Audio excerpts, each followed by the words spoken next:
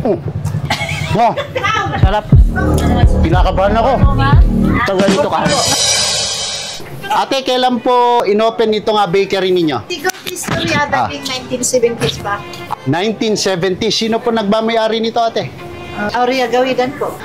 Isa na rin itong landmark dito sa palengke ng Baguio City. So, eto ngayon, titikman natin ngayon ang kanilang Cinnamon.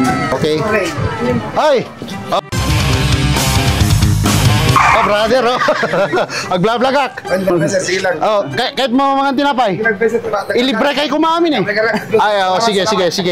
Ayaw nila mapalibre. So, ayun, titikman na natin itong... Tignan mo yung long dyan. Kanina dinaanan lang marami. Tignan mo, wala na. Wala na.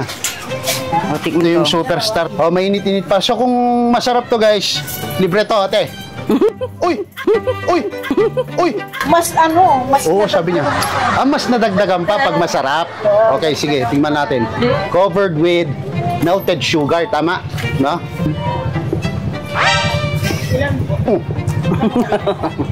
Oh, Sarap. pinakabahan ako. Masarap siya. May kakaiba siyang flavor sa melted sugar. Ate, wala ba kayong kape dyan? Ay, wala po.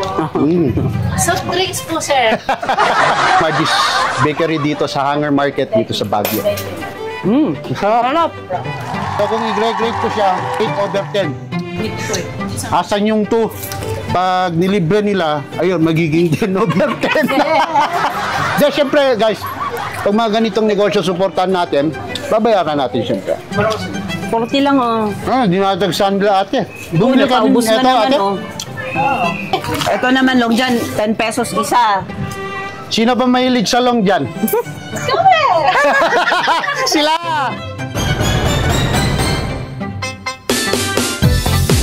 Mahilig sila sa long dyan. Kami mga lalaki. Ewan ko, ano hilig namin? Ano hilig natin? Hilig lang ako sa amin. Tahong. Tahong. Tahong.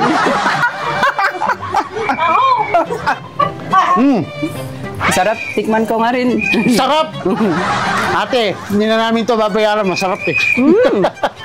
Nostalgic to. Ito talaga yung original na taste ng ano. Nang, Long John. so na-maintain na yung pagtitimpla ng tinapay nung bandang 70s pa. Na? Mainit siya, guys.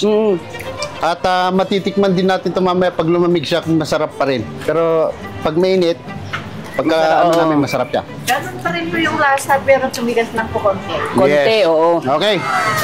So, yun lamang ang vlog natin dito sa Hanger Market, mga kaibigan. Salamat sa inyong panunod at biggest shoutout kina ate. Yun, no? Bye. Bye.